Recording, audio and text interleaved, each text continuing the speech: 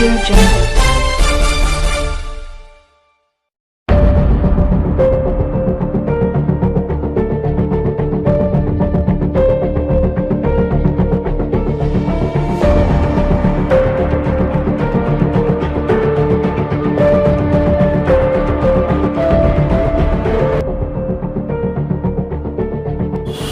Corona virus को मात देने के लगाए गए लॉकडाउन के चलते शिक्षा बुरी तरह से प्रभावित हुई है।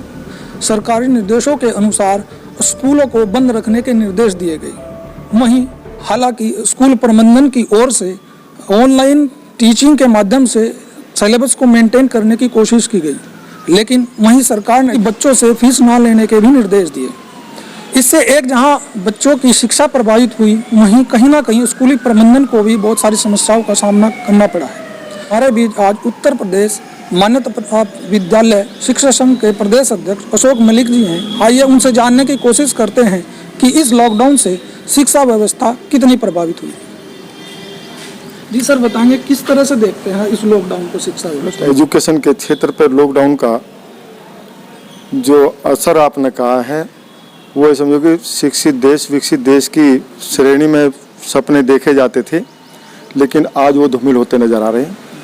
अगला कोई भविष्य नज़र नहीं आ रहा। सरकार की नीति फीस ना लो, टीचरों को तनख्वाह दो, ये ठीक उस प्रकार है। ये सरकार को ये कहा जाए पब्लिक से टैक्स ना ले और सरकारी कर्मचारियों अधिकारियों को तनख्वाह दे, ठीक उस प्रकार है। लेकिन फिर भी आप बताएंगे, हम ये पूछना चाहेंगे कि जब लॉकडाउन है और अभिभावक के पास कमाई का कोई साधन नहीं है, तो ऐसे में वो फीस कहाँ से देंगे? सरकार के इस निर्णय को आप कैसे ले रहे हैं? मेरी मानवीय संवेदनाएं आपके साथ है, लेकिन मंजिले छोटे स्कूल की बता रहा हूँ आपका। मंजिला छोटा स्कूल जो संचालक रहे हैं, वो पिछले परीक्षा का समय था, बच्चा स्कूल नहीं आया, फीस आने का समय था, रिजल्ट आना था, तब फीस आनी थी। जो छोटे मंझले स्कूल हैं वो डिपेंड करते तीसरी पर जाए, उनको फीस नहीं मिली। जब मेरे पास नहीं है तो मैं कहाँ से दूंगा? तो इसका क्या रास्ता आप देखते हैं? इसका रास्ता सरकार के पास में बहुत सारे स्रोत है, उससे इसकी भरपाई की जा सकती है। क्या स्रोत आप मानते हैं?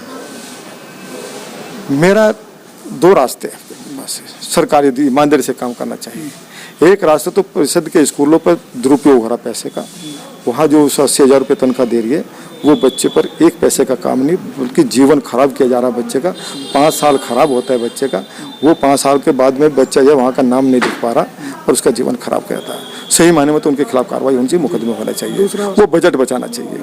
दूसरा, सरकार यदि मेरे से उम्मीद की है, जो सरकार मेरे से उम्मीद कर रही है, वो सरकार यदि सरकार में सत्ता में बैठे हुए हैं, वो माननीय मंत्री है, विधायक हैं, सांसद हैं, वो अपनी निधियां देकर आपका जो है वो तो विकास का था। विकास के निधि की घोषणा तो कई एमएलए और एमपीज ने की है।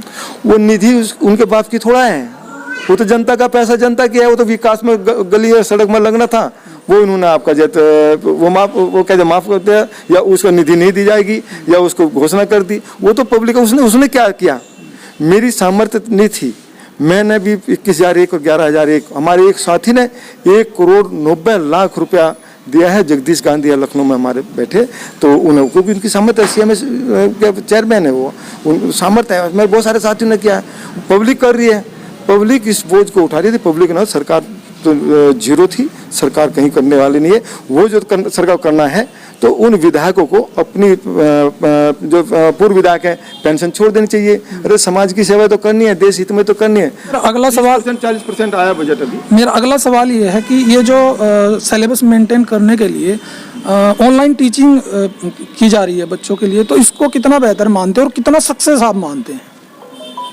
वैसे ना होने से बेहतर है, ना होने से बेहतर है। वैसे इस पर सक्सेस तो है नहीं, लेकिन मैं कितना संवेदनशील हूँ अपने बच्चों के प्रति, मुझे कितनी चिंता है। मुझे कोई सरकार ने थोड़ा ये तो प्रतिबद्धता थोड़ा है मेरी इस बात की, क्योंकि मुझे ये लग रहा है कि मेरे बच्चे का कैरियर खराब होगा। वो 2 महीने 3 महीने जो बच्चे को पढ़ाया गया था, वो जो पहले हम पढ़ाए थे, 2-3 महीनों से छुट्टियाँ पड़ रही है। आगे 2 महीने और उम्मीद नहीं है आगे खुलने की स्कूलों की। जुलाई में भी उम्मीद नहीं की जा रही, जैसे अभी कोरोना की स्थिति चल रही है। तो ऐसे में मैं समझता हूँ, मैं तो नहीं मानता थी इस बात को, जब आगे भी ये हो जाए। तो जब ये स्थिति है तो इस पर तो हम उसके बावजूद भी मुझे फीस नहीं मिल रही है, मैं फिर भी पढ़ा रहा हूँ। मुझे फीस नहीं है। सरकारी स्कूल पर क्यों नहीं है व्यवस्था की? सरकार ने क्यों नहीं व्यवस्था की? मैं तो अपनी व्यवस्था है ना, मैं इतना गंभीर हूँ अपने बच्चों के लिए, हम लोग इतने गंभीर है अपने बच्चों के लिए कि आप इसका अंदाजा इस बात से लगाएं कि हम ऑनलाइन जैसे तैसे ये केन पढ़ के अपने बच्चों को अपने हमारा उनसे लगाव है जबकि उसका मानदेय नाम मात्र को है। बताया कि मुझे यदि मेरी बिल्डिंग का किराया माने तो मेरी मजदूरी नहीं मिलती, मुझे मजदूरी मान लो मैं यदि बैंक से ब्याज पर लेकर मैं यदि बिल्डिंग बनाए, कोई भी स्कूल वाला यदि वो 50 करोड़ वाली संपत्ति वाला है चाहे 50 लाख वाली संपत्ति वाला है, वो बैंक से ब्याज लेकर बनाए तो वो कोई ताकत नहीं है उसका ब्याज उतार दो। अच्छा, आखिरी सवाल मैं आपसे ये करना चाहूँगा कि आप अपने संगठन के माध्यम से स्तर से क्या सरकार से मांग करना चाहेंगे? मैं सरकार से मांग कर रहा हूँ, जब मैं बताया था कि हम लोग जो है कम से कम हमें अनुदानित करा जाए, कम से कम निजी स्कूलों को उधर से, बल्कि सही बताऊँ आपका, परिषद के स्कूल बंद कर देने चाहिए सरकार को, उनमें कुटीर उद्योग लगाए, धंधे लगाए, वो और काम चले जाते हैं। तो ऐसे काम उन्हें करने के बाद में मैं तो कहता हूँ सरकार से ये मेरी मांग रही है, बराबर मांग रही है कि वो दुरुपयोग हो रहा है उस पर कर ले। पढ़ाने का काम तो मेरा जिम्मा है, मैं तो आपको मुझे 10वां हिस्सा दे दीजिए जो बजट इनके पास में, उसका 10वां हिस्सा है। 100% में पढ़ाने को तैयार बैठा हूँ, 90% में पढ़ा रहा हूँ। 25% सरकार हमारे पहले ही करेगी। अपलावित गरीब बच्चों को फ्री पढ़ाने का हमारे पर थोपा हुआ है, हम जब है उसको भी 2-2 सालों से बकाया पड़ा है, 2-2, 3-3 सालों से आज तक उसका शुल्क प्रतिपूर्ति पेमेंट हमारा नहीं मिला। तो ये है, तो उसका सारा बोझ तो पब्लिक ने तो उठा रखा है, सरकार का नहीं है। तो हाँ, ये मेरा कहना है। तो ये थे हमारे साथ डॉक्टर अशोक मलिक जी, जिन्होंने हमें लॉकडाउन के चलते जो शिक्षा पद्धति पर, शिक्षा प्रबंधन पर, जो शिक्षा व्यवस्था पर जो प्रभाव पड़ रहे हैं उनके बारे में इनसे बात की है। अपने सहयोगी मोहित कटारिया के साथ न्यूज़ 10 भारत के लिए मैं अवनीश कुमार, सहारनपुर।